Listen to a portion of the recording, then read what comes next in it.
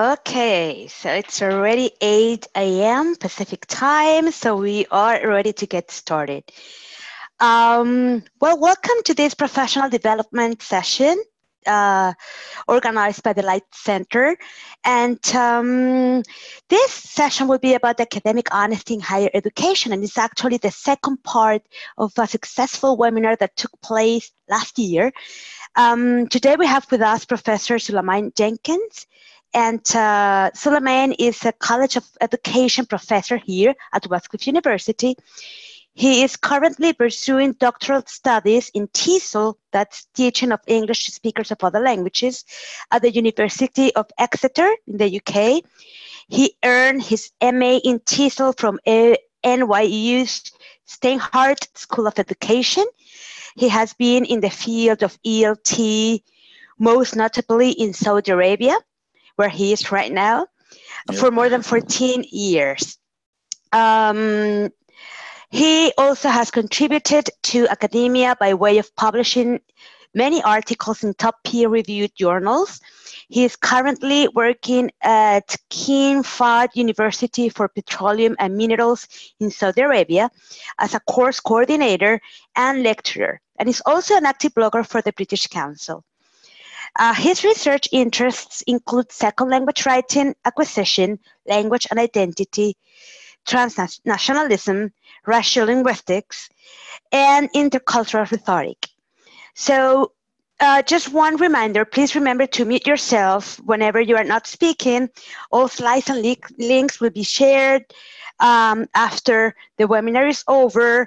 And well, again, welcome everyone. Thank you, Professor Jenkins, for facilitating this session organized by the LITE Center. Perfect.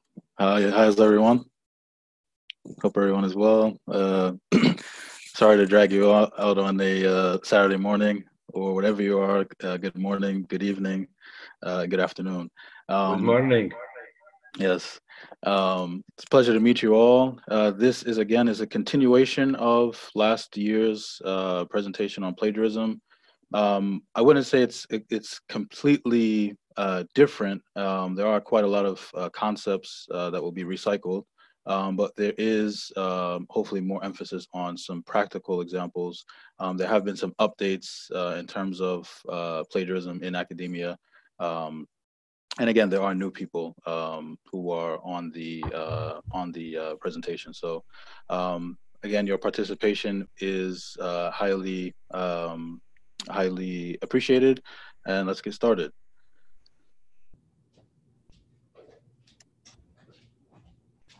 So 1 second here.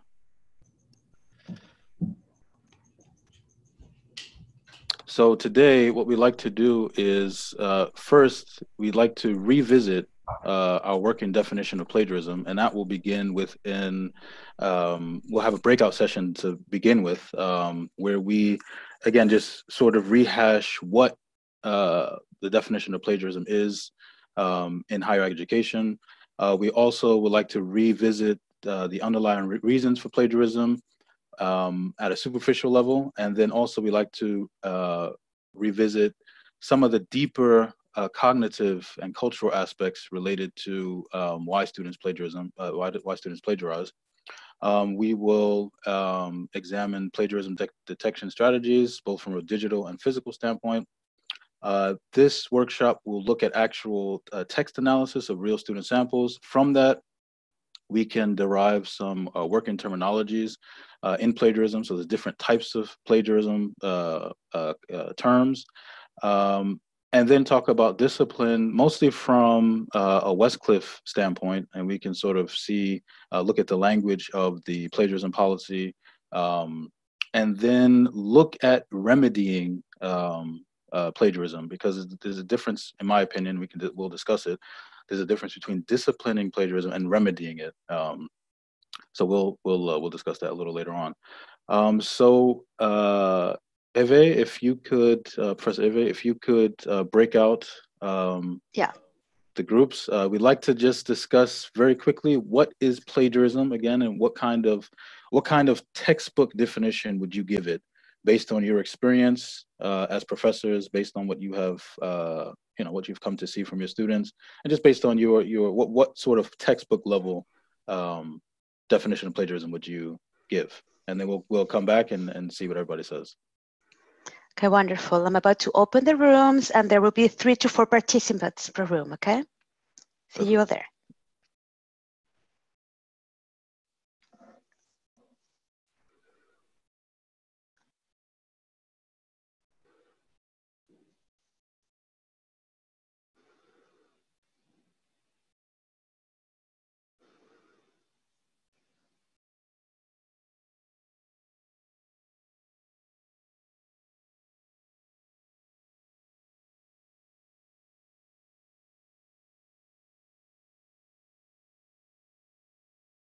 Okay, so hopefully everyone is back now. So I would like to hear from us. What would we define plagiarism as? We had some very interesting conversation in our breakout room. What would you all? I'd like to hear some definitions.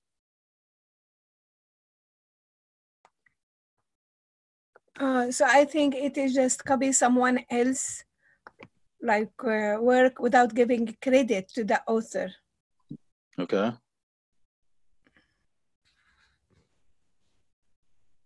I've always saw plagiarism as presenting the work of another as your own. And then a couple of years ago, I learned a refinement. If a student quotes themselves in a prior assignment, that needs to be cited and referenced as well. Interesting. Okay, any others?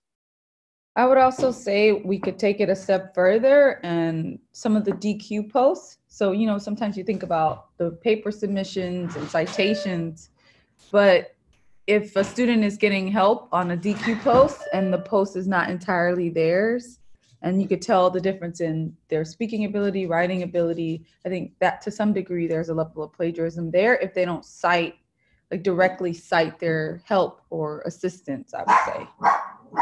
Excellent. Excellent. Anyone else? Yes, please. I think the plagiarism is not only the quoted text without citation or without name the author of the text, but also the notion of the text, this plagiarism. So plagiarism is 2 types. If you quoted the text and you don't mention the author, or you take the notion or the thought of this author and you didn't mention him. Excellent. Excellent. There was a comment in our group by Dr. Johnson. He mentioned the origin of the Latin word plagiarism. I don't know the Latin origin exactly, but I think it was plagiar. But he said basically that means to kidnap. Which obviously it's an intentional seizure of something that's not yours. Based on your experience, then, would you say that all plagiarism is the same? Is it an intentional seizure of something that's not yours? I've seen text that is reported as plagiarized by Turnitin.com, and when you look at it, it's the student's lack of knowledge on how to write in the English language. The quotation marks are incorrectly placed frequently. Okay. Okay. Any other definitions or any other refinements?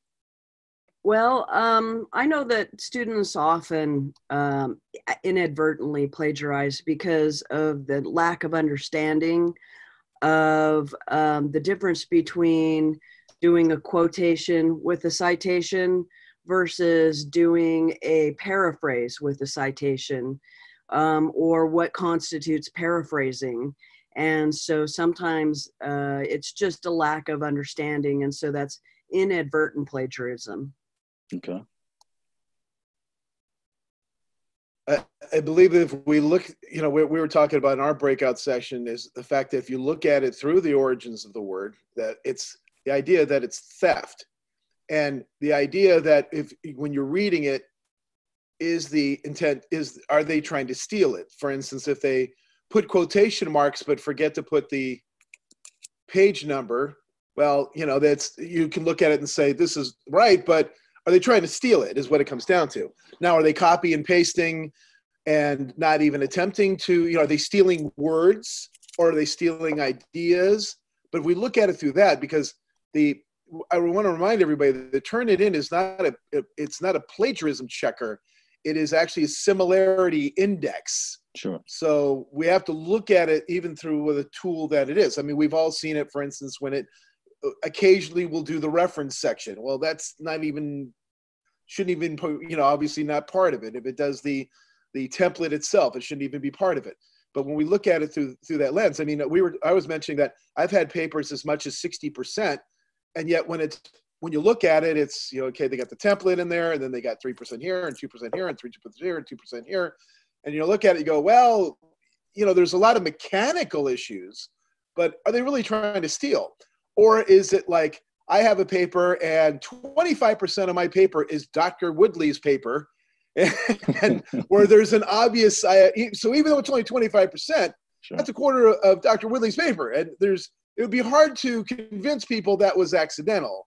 I mean, it's obvious intent to steal Dr. Woodley's ideas and use them as my own, or her work and use it as my own. So, you know, like someone said, not all plagiarism is created equal, but nevertheless, if we look at it through that lens, then we have a sense of a better definition of it.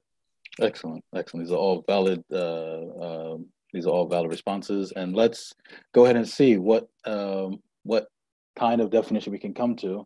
And we'll also look at a number of different policy statements from different educational academic institutions around the world, and see, you know, how do they define plagiarism, and then we can sort of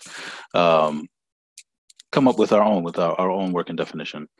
So as mentioned by many of you, it's an act of stealing or theft, appropriation of intellectual property not owned by the perpetrator. A real textbook definition is this that I found on dictionary.com: the unauthorized use or close imitation of the language and thoughts of another author, and the representation of them as one's own original work. Okay. We've had an update in the plagiarism occurrences in academia.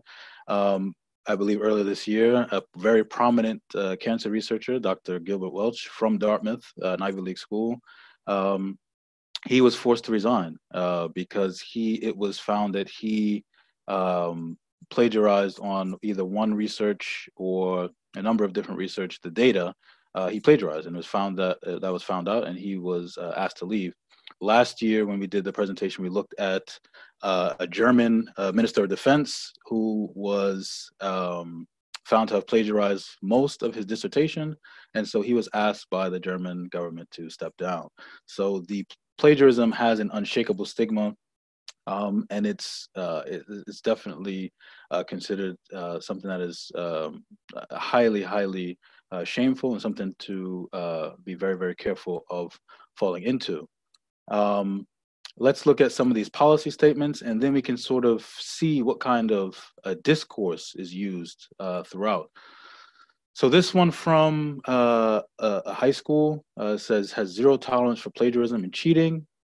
We take these offenses quite seriously. Another one, high school in Australia, we regard plagiarism as academic dishonesty, theft, and an ethical offense. Regards plagiarism as unacceptable behavior. Plagiarism is considered, this is one by Michigan State University, plagiarism is considered fraud and potentially harsh consequences, including loss of job, reputation. Plagiarism, this one from King's College in Canada, plagiarism is an intentional act of academic dishonesty and intellectual theft. And the last one by Oxford, plagiarism may be intentional or reckless or unintentional. Under the regulations of examinations, intentional or reckless plagiarism is a disciplinary offense. So based on these policy statements, what kind of discourse can we see is being used here? How is plagiarism seen in, all over the world? Is it one and the same, as we just mentioned?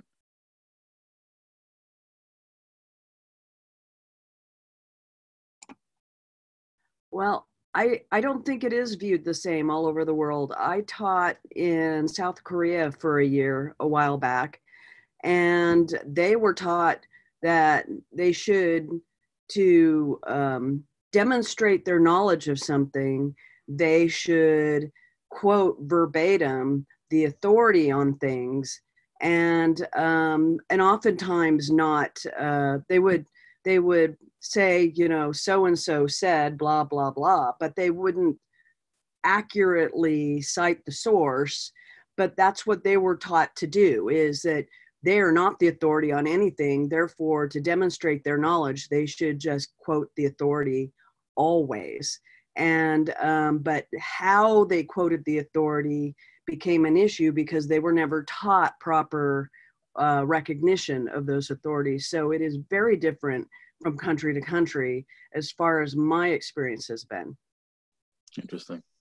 But you wouldn't say they are advocating the use of the idea of stealing somebody else's work, are you?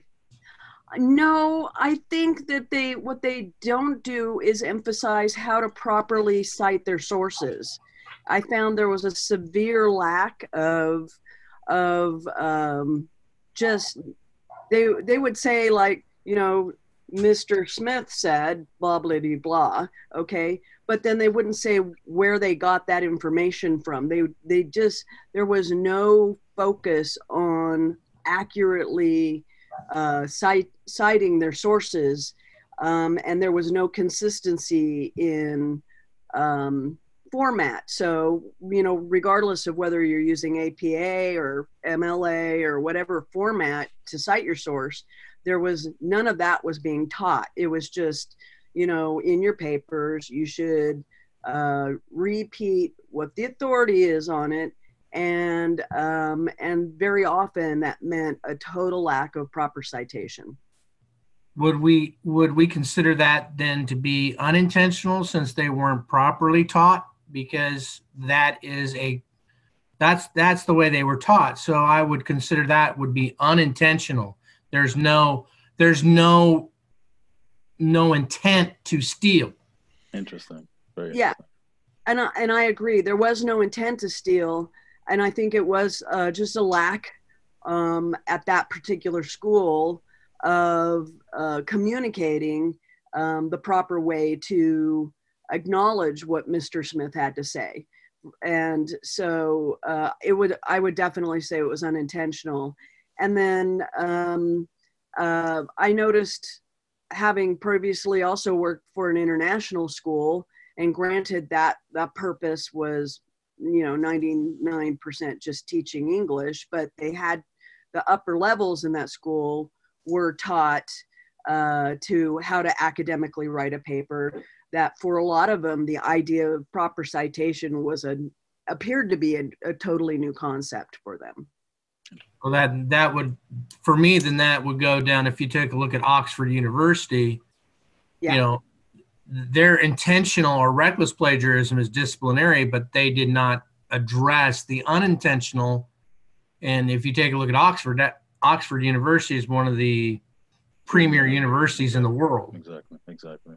Yeah. This is excellent. The point being, though, is that nowhere in the world do they say, is it acceptable to copy, have a question, copy somebody else's, copy Dr. Gilcore's stuff, and just use that as my answer. Nowhere in the world is that acceptable. I agree. Right. That would be, but we also have to take into account that if students aren't properly taught, as we are here in the U.S., then we do have to take into account that we have to teach them to properly, because that's what I'm having to do right now with some of my students. I have to teach them, hey, yes, I don't know how you were taught previously, but here in the U.S., this is unacceptable. You must cite. And when I talked to the particular student, he understood that he wasn't intentionally doing it. He was working on it. He presented his idea, and then I understood that it was not an intentional plagiarism. I think what we get out of the fact that it is not we get sometimes the occasional student says, well, it's cultural for us to be able to use someone else's work in a sense as our own, that this is acceptable, and really nowhere is that acceptable. I just want to, as far as the mechanics, yes. I think we agree that there's mechanics that they need to learn on some of it, but the idea of stealing somebody else's work, and it's okay because we're different, we're a different culture, that's just not right lie. But, you know, Correct. The mechanics, of course, you know, is the mechanics of how to do it.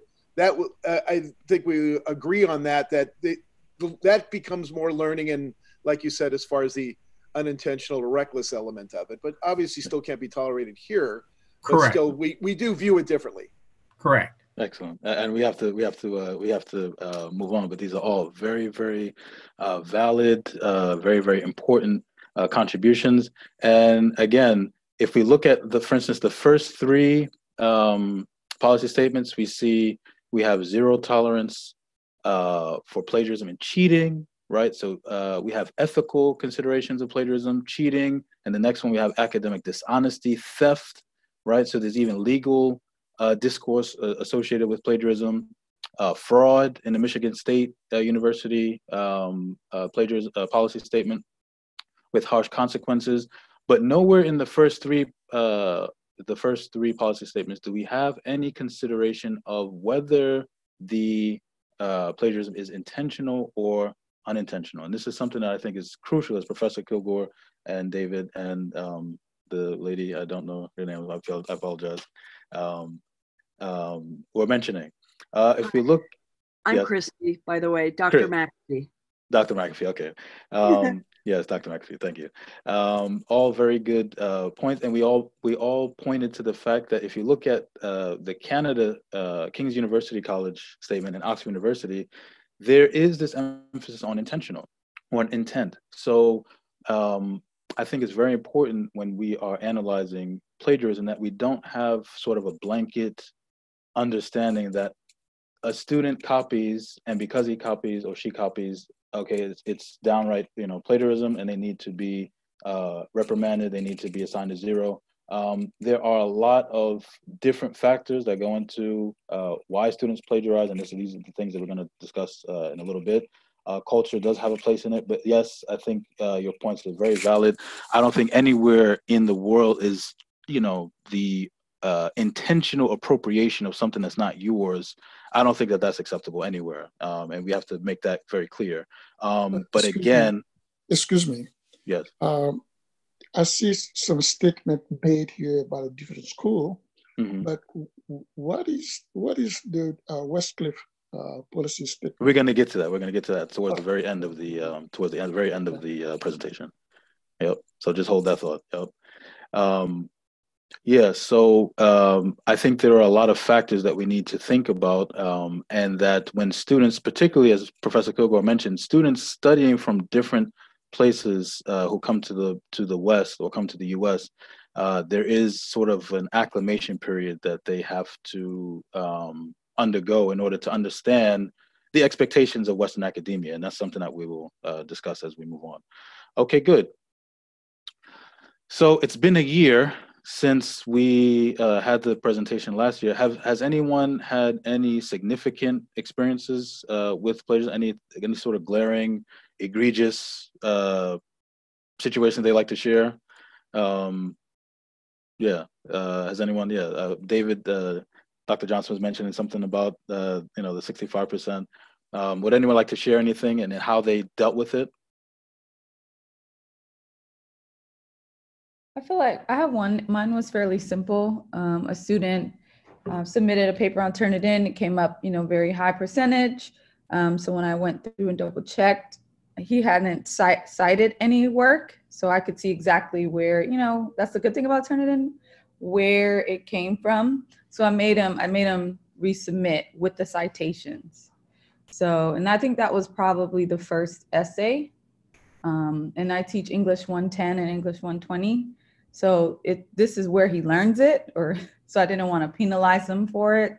So I made him watch the videos on the Writing Center, which are really good. So that's my example from last session. Excellent. The only thing I'd like to add, we do have a plagiarism repository, and it's very important that we use that, because if you have a student who says, oh, I'd never done that before, or give me another chance, that's usually if I give me another chance, give me another chance. Yeah, in all honesty, you have no idea if they've done this with the last 3 professors. We've actually have caught a number of people who've done this, and it doesn't get, you don't get to, in a sense, reboot every time you start with a new teacher. And the only way we're going to do that is just by putting things into the repository. Yep. So one thing I like to add is regarding the DBA programs, and obviously as we discussed, it's a little bit different depending on if they're just learning English or if they're just in a very advanced program such as a DBA program. I think the expectations sometimes are not clearly communicated when they join the program. I've had discussion with students that they kind of think that, especially the DBA program, that you have to kind of learn the very basics at that level. And I don't really think that as any doctoral program you have, you're already expected to have, meet certain standards. And if you do not do that, I think exactly like a lot of the professors have discussed, I mean, the first weeks, yes, if you set out the ground rules, which are basically the grading rubrics, if you go and explain the plagiarism aspects. But I think thereafter, specifically for the DBA program, I believe that, students should be accountable to know that, at this stage, you can't, because sometimes when you always have like 7 weeks or 8 weeks to complete, it's really hard to give these second chances. And I think that we should be cognizant about that. I understand totally, when they're learning in a DBA or in a, TESOL or any of that, but on the DBA program, I hope that all the DBA professors on board here are consistent with how we do things. So we basically send out the same type of signals, because I know that exactly like Dr. Johnson explained, sometimes they play this, well, that professor doesn't do this, or this professor doesn't do that. And it really, I mean, what we're trying to do is to look at the similarity in this, just to avoid any type of plagiarism in the honor of academic honesty, right? There is nothing else that we like to do. So it's not really dependent on the professors, rather the standard that we try to achieve. And one thing that if a student does say, well, my other professor doesn't do that, ask them for the name of the professor and then report it to your program chairs, because that way we can make sure that everyone is on the same page. Excellent points. Has anyone in the past year had to give a student a 0 on an assignment or fail him or her? Hopefully not. Yes, me. Really? Okay. And you're teaching a business? Managerial economics. Okay. And it was on macroeconomics, and they quoted the text, and it was the first time when the students are new students and they are not familiar with all these things, and he quoted the text, and he didn't mention anything about that, and I find it text in the resource, and I of course I give him 0. Interesting. Did you give him any opportunity to redo the assignment? It was no time to make that. No time. Gotcha. Yeah. Gotcha. Okay. Excellent. Okay. Good. All of these comments we will revisit back at the end when we talk about discipline. We revisit Westcliff's plagiarism policy, and then we talk about how do we remedy plagiarism instances with our students. Okay, so going back, yeah, so why do students plagiarize? Well, there's a myriad of reasons why students plagiarize. But again, in order to understand why students plagiarize, it's very important to analyze intent, this issue of intent. Some students plagiarize because they are pressed for time, as Professor Marine just mentioned. And some students plagiarize because they just simply don't know the mechanics. So it's very important to understand the intentional versus unintentional aspect of plagiarism. And it's also something to consider that it might be different. It's not a guarantee, you know, but national students, American students, they plagiarize as well. They might have different reasons, but again, plagiarism has a number of different factors that we have to analyze, regardless if the student is from the States or internationally. I think, in my opinion, it's important to treat cases of plagiarism individually and not make broad generalizations about any types of students, any groups of students, which is why, again, I think it's important to have some sort of working definition of plagiarism, as well as to understand what some of the underlying factors of plagiarism are, so that we can then look at each case and see, okay, what, you know, is the person really deserving of the penalty that he or she deserves? Is it a didactic moment?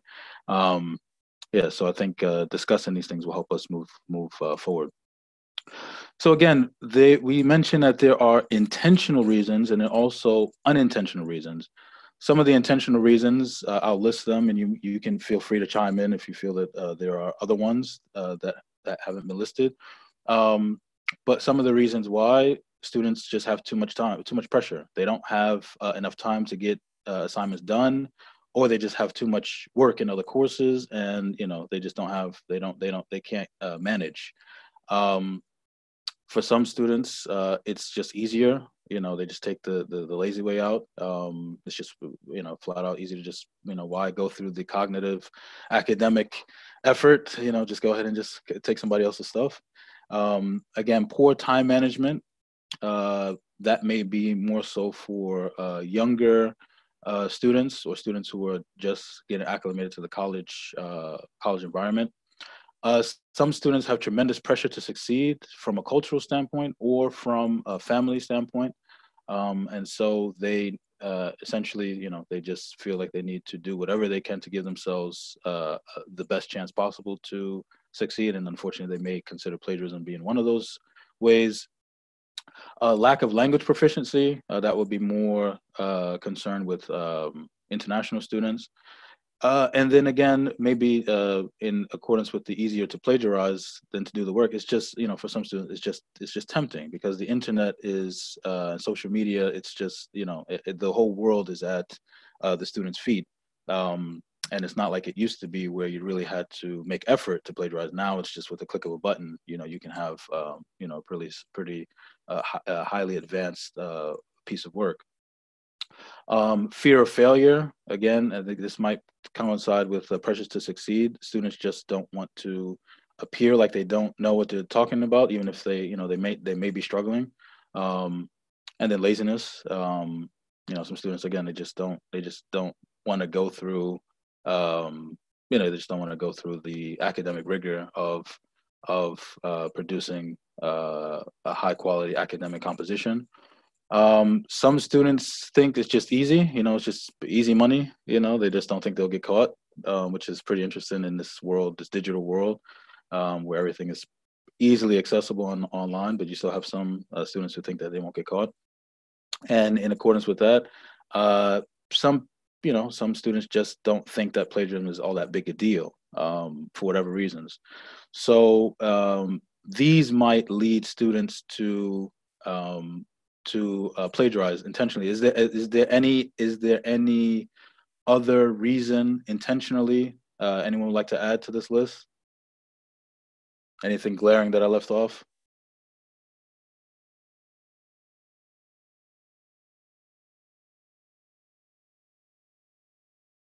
Or is it okay? I think some students might be taken in or fooled by the whole tutoring website problems, where they think they're doing something right because all the advertisements that entice them there have led them to believe that it's okay. They're just getting help. Oh, yes. That reminds me of the Jim knows the story about plagiarism that I stated. You remember that one, Jim? Yes, I do. Jim used to be a student of mine. And just so everybody knows, I had a student in a master's class who turned in some work off of one of these sites that Jim is talking about. And the work looked very, very familiar. And I went back and took a look, and then the work actually was my work from when I was a master's student. And I took the student aside and I asked him, I says, did you do this work yourself? He says, yes, I did. And I actually had printed the paper that I wrote 4 years earlier. And I showed it to him. I says, it's pretty funny because this is my work from 4 years ago and it's word for word. And the student was not happy. And that's my story. And I tell my students that about plagiarism. In the digital world, as you said, you will get caught. It's too easy to copy. Yep. Anyone else? Are there any other intentional reasons? Because we're going to move on to unintentional reasons, and I'd like to get your input. What do you guys think about what some unintentional reasons are? But before we move on to that, are there any other intentional reasons that students might plagiarize? I think the list is pretty comprehensive. So yeah, if there aren't any other ideas about that, what might be some unintentional reasons why students plagiarize? So we mentioned some of the intentional, but what might be some unintentional ones? We've touched on some of them here, but I just like to sort of throw it out and open up the floor. So what would be some unintentional reasons why students plagiarize? Well, they don't understand. They don't understand the mechanics of citation. Okay. Most common would be they copy and paste, and they'll put in like the author's name and year, but they're not putting in quotation marks, the page numbers, things like that. That would be probably the most common. Okay. So again, mechanics. Right. And in our part of the world, I'm from Nepal, we are not taught, to give citation until we enter colleges. Until our schools, there's no issue of plagiarism or citation as such. So we do lack that skill or, simply knowledge of doing citation correctly. And when we end up in college, we struggle to put citations properly, and we end up being in the cases of plagiarism. Interesting. I found that a lot of unintentional plagiarism comes from a lack of clearly understanding how to properly paraphrase. They'll cite the source as if they're paraphrasing, but what they've done is they've cut and paste and then changed a couple words to synonyms, and therefore it should still be a modified quotation, but they think they've paraphrased it, and just so they'll put a paraphrasing citation down, and when in reality it's just a lack of understanding what paraphrasing really means and how to cite the source even when paraphrasing. Interesting. Anyone else would like to add something? Yes, please. Mm-hmm. I think some of students are confused between the plagiarism and similarity. And once he knows that he has a 20% similarity or 25%, he can take a text and use in his paper and think it is similarity, just similarity. It is not plagiarism. So it will be because they are confused between these two subjects, between two terms, they can so fall in this problem, in this issue. Yeah. Excellent. May I add something? Yes. Yes. Sometimes we have the group project, and there is a confusion here because they work together and probably they submit the same report. Maybe they, due to lack of time, they are not able to change, or it's not necessary to change. Then the Turnitin assumes that they have used plagiarism. That is a case that we have to take into consideration, that the number that comes from Turnitin as similarity should be re-examined and not just trust on the numbers and look at the content and the situation and the context. That is maybe under the unintentional reason for plagiarism, and maybe it's not a plagiarism. If you want to, according to Turnitin, call it plagiarism, then it's definitely unintentional. Yes, I think it depends also on the subject. Some students, when I've asked them to reduce the index, they say, well, in finance and accounting, a lot of the materials, definitions, and formulas, and you will have a high similarity index. So that part is okay. And then I would say to them, but on your analysis, there should be a very low similarity index. So I think the subject has to be taken into account as well. But I found that most international students, once you point out the difference between, well, the need for paraphrasing, the similarity index does go down. So I think partly it's mechanics in training and understanding what plagiarism is, as opposed to willingly steal other people's ideas, as we echoed earlier on. Exactly. These are all excellent contributions. Let's move forward and let's see what list we came up with. Just 1 second here. So again, as we mentioned, so poor understanding or ignorance of referencing and plagiarism, in term plagiarism as a concept and referencing as mechanics. It could also be due to carelessness in note-taking. Maybe a student is taking notes from a text and he or she forgets, that these are not, well, not forgets, but sort of doesn't indicate what notes are actually his or hers and which notes actually belongs to the text. And so they take those notes and put them in their assignments without, remembering to reference properly. Some might have surface conceptions of learning as reproduction of knowledge. And we'll come to this when we talk about how does culture factor into plagiarism. Students working in a second language, again, there's the issue of comprehension. Some students may not understand the demands of the assignment just based on a language standpoint, yet they're under pressure to get it done. So that might, that might have a factor into why they would plagiarize. They fail to understand the role of academic tasks. Maybe it's not clear how much of the source material they're supposed to use, how much they're not supposed to use. And then again, we get into this issue of mechanics. And then the main thing that I would say, though, that contributes to unintentional plagiarism is the issue of culture. And this is the main focus. This was the main focus of last year's presentation.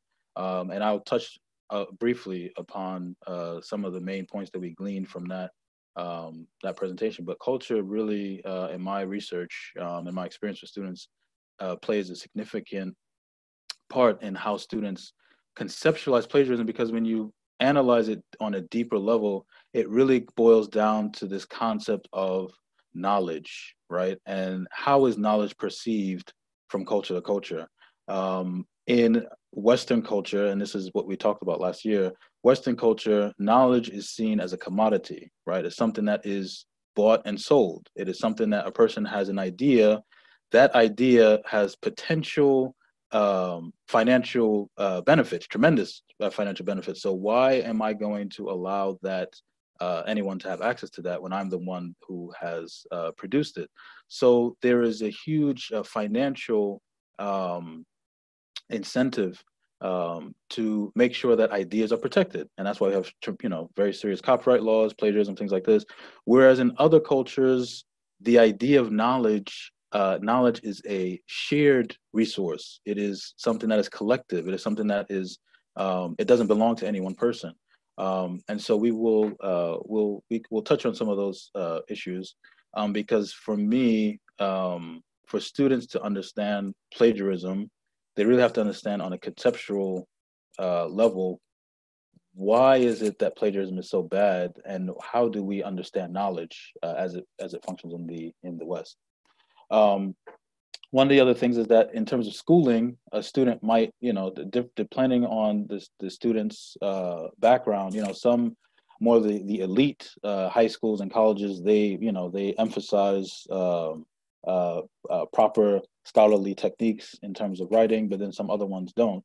So that also might factor into why students, you know, some students are just more adept at proper academic writing conventions than other ones, just based on the level of education that they're coming from.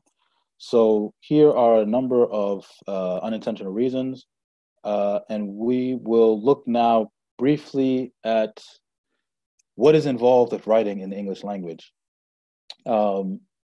When you analyze the different language skills, so reading, writing, speaking, and listening, writing is by far the most complex. You have some cultures today that don't even have writing systems, right? So everyone can speak and listen, but writing is a very different set of skills. That said, writing itself is not universally the same, right? So you have different ways of constructing ideas, different ways of presenting worldviews. And again, that boils down to specific cultures, right? So students, for instance, who come from a culture that places, that doesn't place value on directness, they might find it very difficult to adapt to English writing, where we do have we place tremendous value on directness and getting to the point and things like that. So these are issues that sort of the deeper issues that we have to understand that the students come to the classroom with when it comes to writing in a different language. For me, writing is as much a cultural exercise as it is an exercise in developing a writing skill. So in my teaching of classes, when I teach, you know, students writing, and for instance, I'm trying to teach them, you know, about the presentation of ideas, I try to explain to them that we present ideas like this because English, the way we present ideas in English is very logical, you know, systematic presentation of ideas. And though this might be different to what you are used to in your own culture, this is what is expected. So, you know, while you're here, when in Rome, do as the Romans. You have to do what's expected of you. If we look here at this chart, I'd use two different languages here, English and Chinese, and just look in general how they differ in terms of their approach. So when it comes to English language, it's very linear, right? It is, you know, X leads to Y. You have the topic sentence. Everything is related to the topic sentence directly. Whereas in other cultures, and for this example, I chose Chinese, but it's also similar in Arabic, it's circular. So there isn't this necessity for, you know, everything to be directly related. You know, you can have one main point, but then you can bring in other points that are loosely related, and it's not an issue. The other thing is the issue of responsibility. This varies from culture to culture. In Western culture and English culture, the onus of responsibility is on the writer. The writer has to make things very clear to the reader, crystal clear, because there are no opportunities after the reader reads your text. There's no opportunity to ask questions, right? So the composition has to be extremely clear, The ideas have to be logical, and has to be that logic has to be clearly presented to the reader. This has to do with expectations. Whereas in other cultures, in Chinese culture, the onus is on the reader. You, as the reader, you have to figure it out. The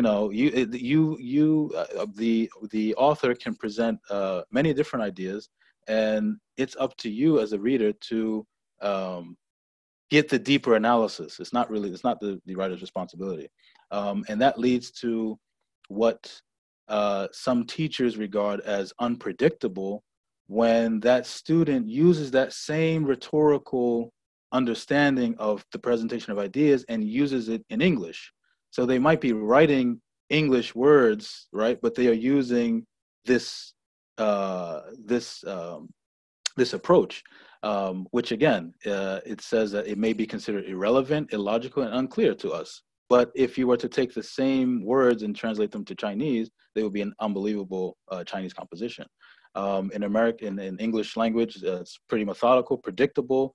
In my academic writing, it's boring. It's not fiction writing. It's nothing, there's nothing strange or nothing exciting about it. And that's something that students, some students, they wonder, why they basically find it boring. That okay, fine. Why am I telling the reader exactly what I'm going to do? But I explained to them that this is as boring as it is. This is convention, and it's something you have to subscribe to. The directness or the linear approach that we have stems from our cultural value on directness and everything being related, whereas more circular approaches to things maybe stem from cultural values on save and face, or just not placing value on directness. Basically, thinking of having a different worldview and a different relationship between the reader and the writer. Would anyone like to chime in with this issue of language and culture and its effect on writing before I move on?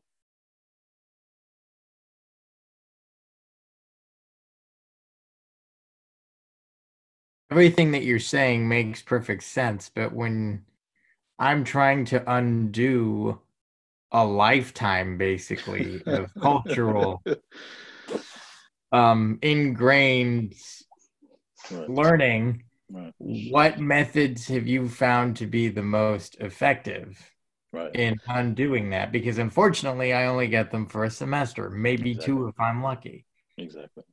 That's a very valid question, and again, we'll get to that when we get to the remedies of plagiarism. So how, is it something that can be tackled in one semester, or is it sort of longitudinal, thing for the entire student's career? Whose responsibility is it? Is the teacher's responsibility only, or is it primarily on the university? All these things have to be discussed. That's a very valid question. Yes.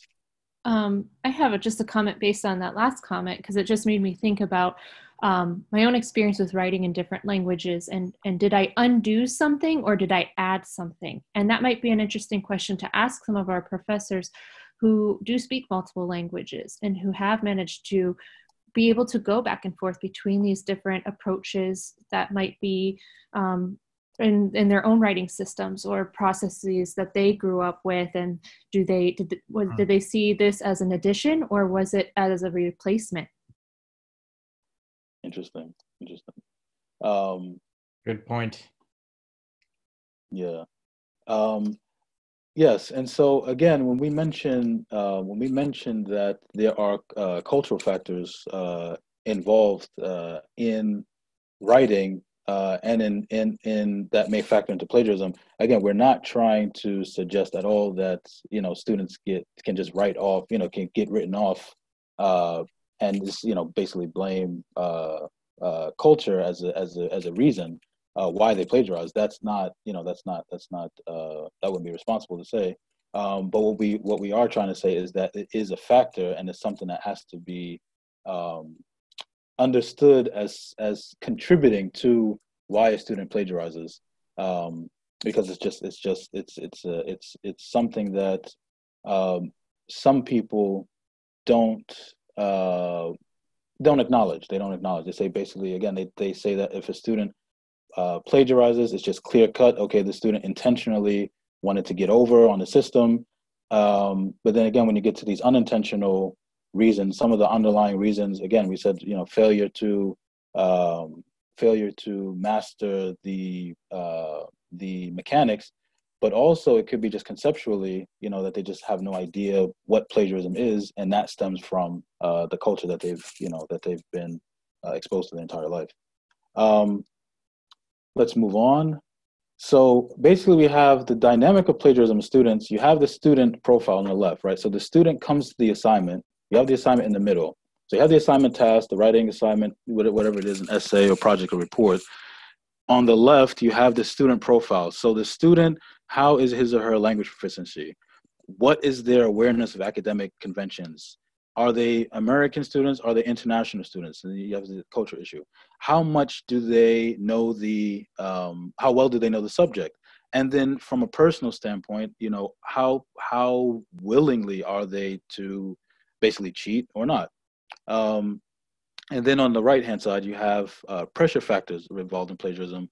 Some students, again, depending on the assignment, depending on their rank, depending if they're on scholarship, whatever, there's definitely a competitive aspect associated with it.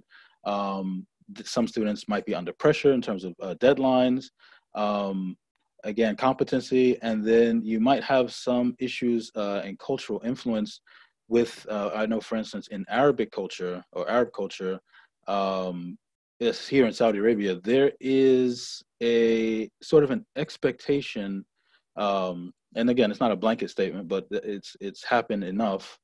There's a sort of expectation that you would share the information that you have with your peer, and there would be pressure to do that. So if someone is doing well in the course or something like that, then there would be, pressure from the group, to say, okay, well, you're succeeding, you can't succeed with, and let us sort of drown. So share with us what you are, what you're doing. So, you have all these different factors that come together, and then what the student does with the assignment, that will be, up to him or her based on all these factors. So when you think about your students, what would you say are how do students plagiarize, and what strategies do students use to plagiarize? Eve, if we can have a short breakout session, we want to discuss what are the different ways that students plagiarize. What do they have access to, and what do they, how do they try to game the system? And then we'll come back and discuss it very quickly. Okay, wonderful. I'm about to do so, but I'm going to leave 4 people in the main room for recording purposes, okay? Perfect.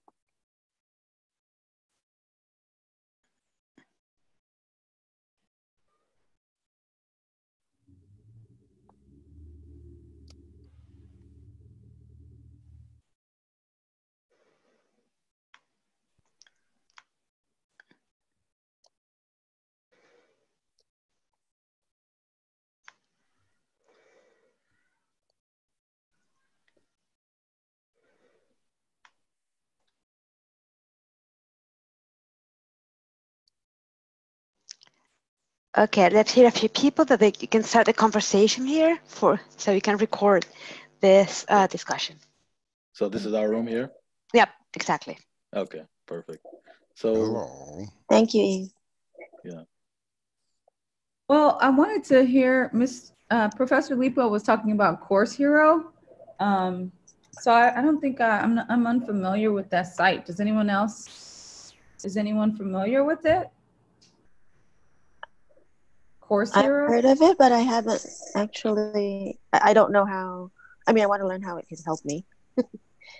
I'm also unaware of it. One of the things that I've observed when I read a student paper and you run across a sentence or paragraph that looks like it's publication quality and it doesn't have quotation marks, pretty good idea they didn't write it. And what I have brought up to students, I said, do you really think you can write publication quality work? and then tell them about the process peer reviewed where it gets an editorial board review board, blah, blah, blah, blah, blah. And usually from the looks on their faces, I could tell the ones that go into panic mode, realizing they're not going to get away with it. Yeah. It becomes a little bit more difficult when they're stealing work from another student. Pardon me, when they're plagiarizing. Got to be careful there.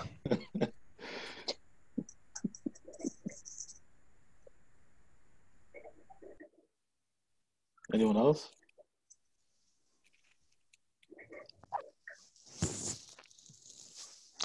The larger problem that I've seen is graduate and undergraduate, and it almost doesn't matter what university. It's, and I'm going to say 70, 80% of the students or more are in this category. They have a complete inability to write a competent essay. Yeah, introduction, body, conclusion, sentences that make sense. And one of the questions is we have the Writing Center. What's the turnaround time there if a student submits a paper to the Writing Center? Does anybody know? Yes, I do. It's 48 hours. Oh, 48 hours, yeah. 48, okay. Good, I can hold their feet to the fire. Thank you for that. But I also wonder how much of that is effort, because in the English 110 and 120, if they're like undergrad students, they learn it. They learn the paragraph structure, the essay structure. Sure. So it'd be interesting to see how much of it is effort or skill. Yeah. Okay. And that was that's one of the comments I make. Rather than getting very, too negative, I just say it appears that you need to apply more effort. That tends to not be as offensive as some of the things I would like to say.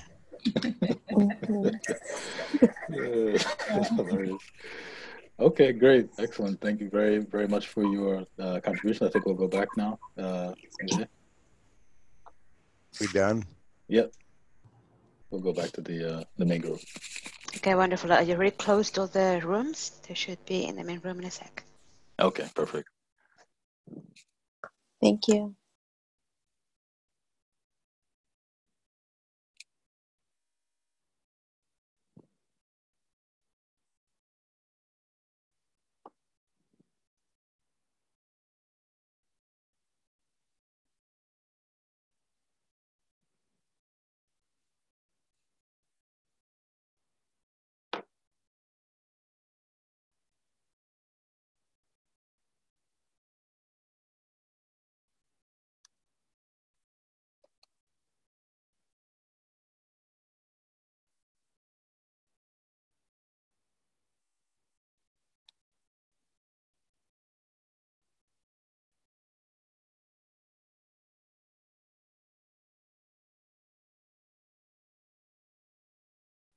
Okay, so hopefully by now everyone is back. I'd like to hear from some of us. So what types of, how do students plagiarize? We like to form a little list. So what kind of plagiarism strategies do students use to try to game the system? Hi, this is Dr. Murphy, and something I've been noticing the past couple years that I didn't talk about in the breakout, but really quick, is students seem to be copying or using sources that Turnitin won't track. I've read material that I am positive is not from that student, but unfortunately Turnitin doesn't identify it. Exactly. And I have a feeling that people are going to sites now that maybe promise them material that can't be traced by Turnitin or comes from book material that isn't on the net. But I'm wondering if anybody else has noticed this, because I've definitely found some instances the past couple of years that I would not have seen before. And this is across classes and across institutions. So I just wanted to bring that up. Many of the tutoring websites have effectively blocked being viewed by the Turnitin search bots, like Course Hero and others like it. So that's one reason for it. Textbooks are very rarely found in Turnitin. So they quote the textbook. So one of the easiest ways to block that is to know what the textbook says. Those make, I think, we were talking about it. I know it makes me crazy. The Course Heroes, UK essays, review essays, Quizlet, because they're you can't excuse that one away. Right, you're looking at another student's work, and you're just copying and pasting somebody else's answer to a particular question. And that one, again, there's no cultural change. There's none of the excuses that we had put in there. That's just outright cheating. And I think it makes us, I know it makes me crazy, because you can't excuse that one away. It's the same as looking as a classmate's paper and, writing what they wrote. Yep, exactly. So excellent points. Many of the things that you mentioned will be listed here. A student might plagiarize using one of the following methods. They simply copy an assignment from the internet. They might use an old assignment from an old friend for the same class. So again, this issue of having a repository is helpful, because you can then catch the student. Okay, fine, you have a history of doing things, and then you have if you have a basically a paper trail for students' work, then it makes it increasingly more difficult. Using the same on that real quick. We have, as a program chair, we've caught students who they will go to one, they plagiarize, then the professor, oh, please, I didn't know, because that professor doesn't know they've done that in 3 consecutive classes. Exactly. So that's why the importance of using a repository. Yep, exactly. Yep. And then also using the same assignment from one class, but using it in a different class. So again, having this cross-checking between professors is important. Forgetting to utilize proper citation techniques. And then again, these online purchases of paper mills and things like this, which, as you guys have mentioned, has become increasingly more difficult to police, because these companies are becoming more and more shrewd and more and more adept at avoiding Turnitin. And then this one is even more difficult, is a student can hire somebody, just basically pay somebody who's at a higher level of proficiency to write their assignment. You would never catch it, because none of this information is on the internet, but you clearly know that the student is not capable of writing this, this assignment. This is one of the more difficult ways to detect. Another way is also, just translate and use in Google. Just simply copy and paste what they put in their native language, and then they just churn it out from Google. Again, now we'd like to look at some forms of plagiarism. Okay.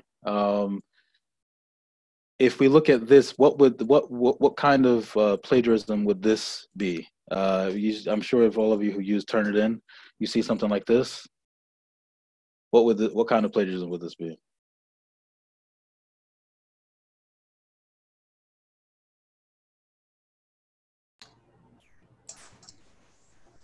I would say intentional. There's that 3 in parentheses is obviously referring to something in the footer.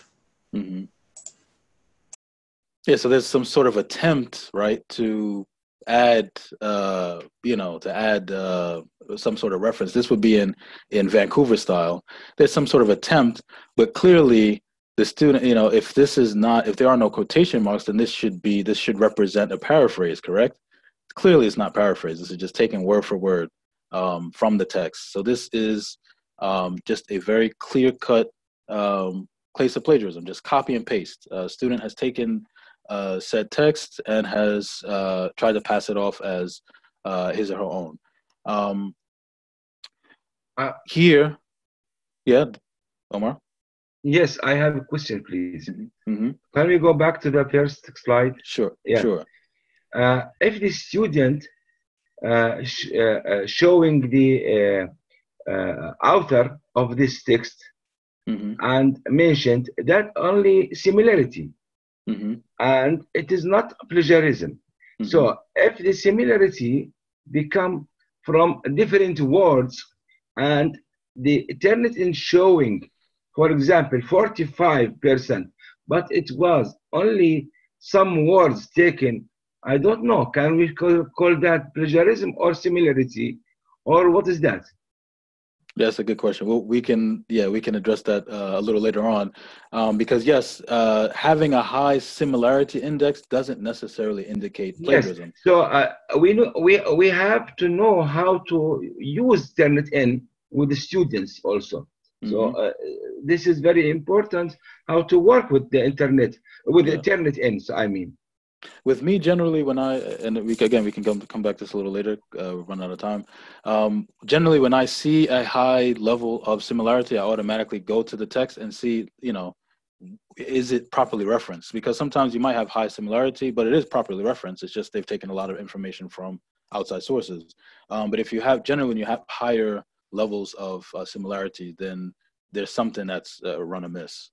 So then, yeah, it requires further investigation. What about this one? What kind of plagiarism is this? This is similar to what we had before, but a little bit different.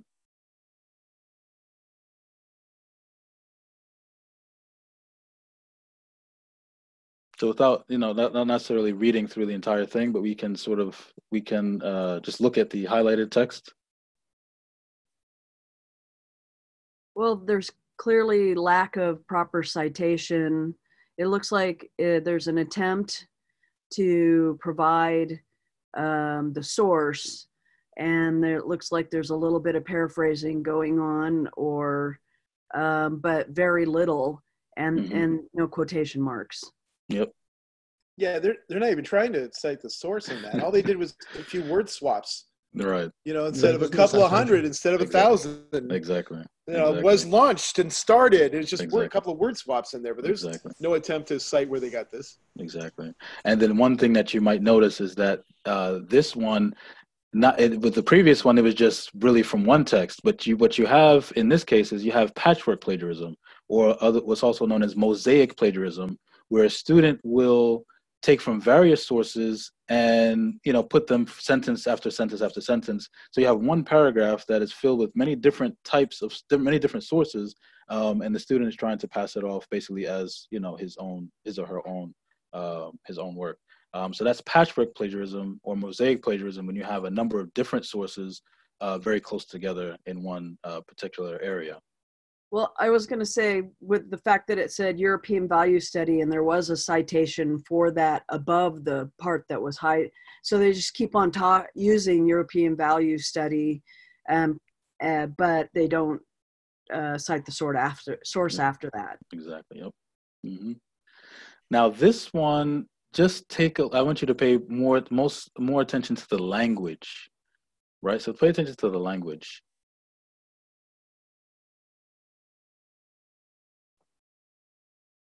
What is glaring in this one?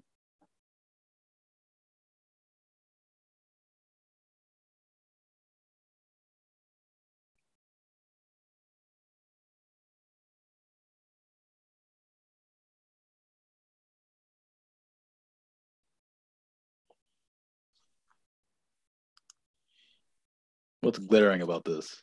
This is actually one of my students from the previous job that I was at. I think this is the same what I mentioned in my words before, because you use some words that you have to use. This is names, terminology, something like that.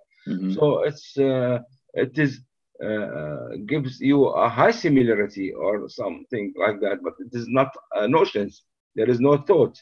That's all. Oh, these are generally known to the public. This is not something that's unique from a particular author. These is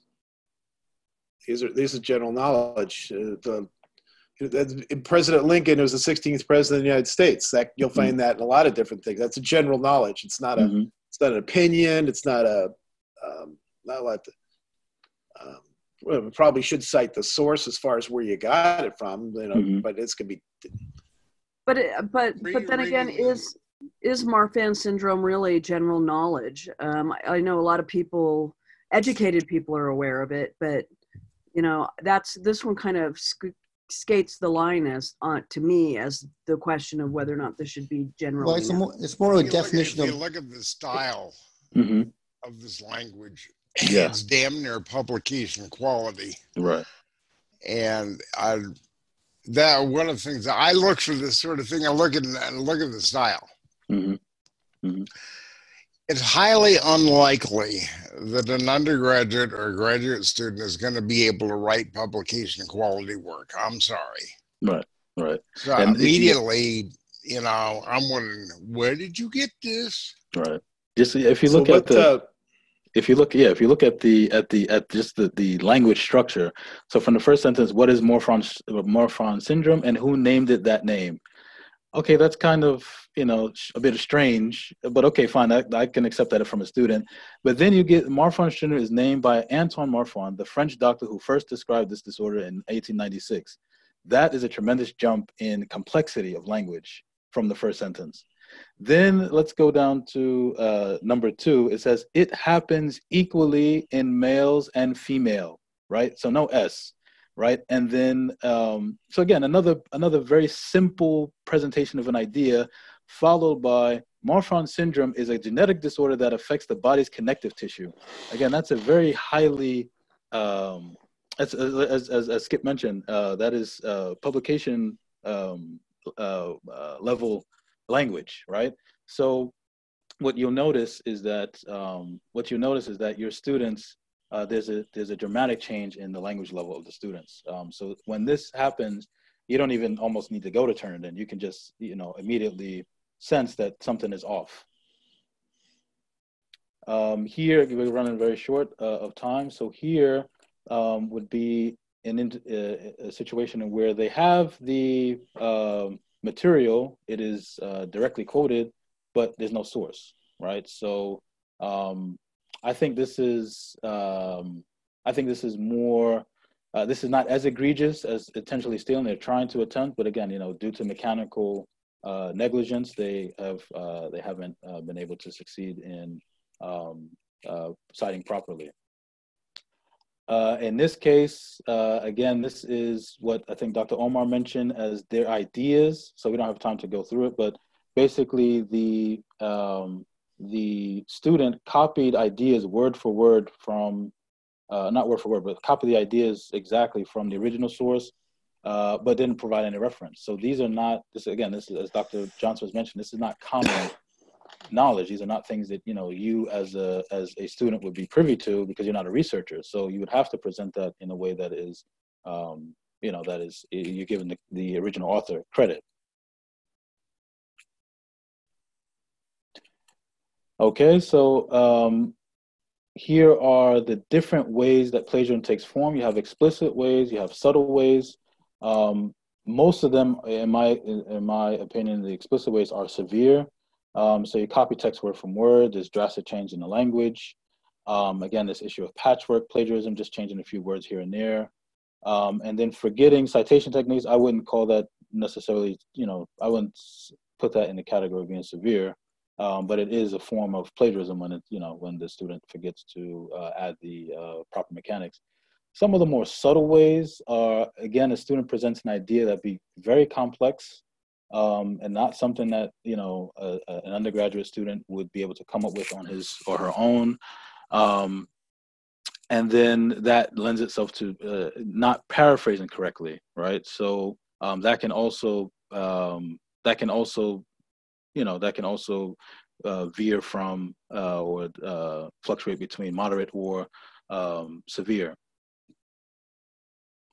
There are a number of different detection strategies we can use to try to identify plagiarism. Some of them are very clear and salient and very easy to detect. So again, change of language and different changes in the style of the language. If you have a paper and there are absolutely no in-text citations, okay, that's clearly, you know, there's something amiss there. And then you might have some formatting issues. Sometimes students literally copy and paste from one text to another, and they don't even bother to change the font size or the margins and things like that. So it's like, dude, like, are you serious? At least go through the effort of changing the font size and the type. You know, don't you know, I'm not that silly. I was born at night, but not last night. But then you have some sort of subtle detection strategies where you really have to be diligent. You might give the student an assignment, but that assignment doesn't really address exactly what you have asked, because the student has taken something, maybe you've changed it slightly from a different semester, but the student has taken an old paper and given it to you. And so it's sort of addresses, but not really. And then again, you have sometimes the students present ideas that are they're just not beyond their, they're just beyond their capability. So again, that you really have to go through the text to try to understand, to try to detect that. But at the end of the day, it's very important to be diligent. Again, you can use the naked eye to detect these things. Sometimes you have conferences with students. If I have a student who I suspect has plagiarized, I'll ask him or her to come to the office, and I'll ask them, okay, well, you wrote this in a sentence. Could you explain that a little bit? So when you have a physical conference with the student, and you have to be sensitive. You don't want to necessarily put them on the spot, but you do want to ascertain, okay, you wrote this excellent point. Can you explain that a little bit? And when they can't, then it's like, okay, well, what's going on here? It is you who wrote it, right? The other thing too is that Dr. Murphy mentioned that you can't really detect some of the Turnitin, can't detect the plagiarism. But what I try to do is I try to take a baseline sample of the students right in the very beginning of the semester. And by doing that, you can say, okay, look, this is what you've produced in the very beginning of the semester, and this is what you have handed in now. I'm sorry, there's really a drastic difference between the two. So that sort of serves for you as evidence, basically, of their level of writing from the very beginning, so that if these issues came up later on, you would be able to address them. And then digitally, you have Turnitin and SafeAssign. Yes, Eve? Sorry, Sulaiman, but since we're approaching the end of this session and the time, we unfortunately have to end Wrap on up, this yeah. slide. No problem. Okay, but for your reference, the rest of the slides will be made available to you soon. Okay. Okay, perfect. So sorry about that. Thank you No, so much, Sulaiman. no Can you please help me with the last two slides? Yeah, sure. Yeah. There's always not enough time to discuss academic honesty, right? Yeah. Okay, so just a reminder, we sent you an invitation to a webinar that will take, it's not part of the LITE Center, but it's something that you can actually attend. It's very important, it will help you in your classroom practice. So it's Making Learning Center Teaching Work. It's for free, and you can register on the link that we sent via email. In the next slide, you have the invitation to our next LITE Center webinar. This is the last webinar of the year. And we're going to get a little bit more, we're going to have a light conversation. We're going to talk about the good life, why well-being and self-care are a must for educators. We always talk about strategies and academic honesty and techniques and methods. Now let's talk about ourselves as educators. How can we enrich ourselves, and how can we feel motivated to keep on going, to keep on teaching? So this will take place on December the 7th, and we will have an invited speaker from Honduras, Gracia Maria Mendoza. Okay, on the next slide, I just want to invite you. Sorry. If you want to present for the LITE Center professional development schedule for 2020, please send an email to lite@westcliff.edu, and we are more than happy to help you set up a session in which you will be able to share your expertise and professionalism with the Westcliff University family. So thank you so much for attending. I give the floor to Professor Hirashiki, who has something to say. Well, first of all, thank you all for joining. Thank you to Sulaiman for this conversation today. And I hope that we all can take away something. And I'd like to also leave us with a quick note of thinking about our own practices, our own curriculum, and what we're asking students to do as well. So are we setting up students to avoid plagiarism? And that could be done through the curriculum as well. So I think that's something we can ponder as we go out into our classrooms again. Finally, I just want to emphasize, if you are interested in presenting on one of these presentations, we do still have 4 open sessions for next year as we're finalizing our 2020 calendar. Those topics are on improving student engagement, using contextualized examples in teaching. Another one on student engagement, on how to maintain a continuum of engagement across groups. And then also the same page, how to follow university policies consistently from course to course. So if any of those sound like something that you would be very interested in, please contact us and let us know. On that note, have a great rest of your weekend, and remember to submit your timesheets. Thank you. Excellent. Thank you very much. Thanks for coming all. Thank you, Doctor. Thank you, everyone. Yeah. Thank you so Have much. a wonderful everybody. Saturday. Okay. Bye-bye. Thank you. Take Bye. care. Bye. Yep. Thank you. Yep. Have a good weekend.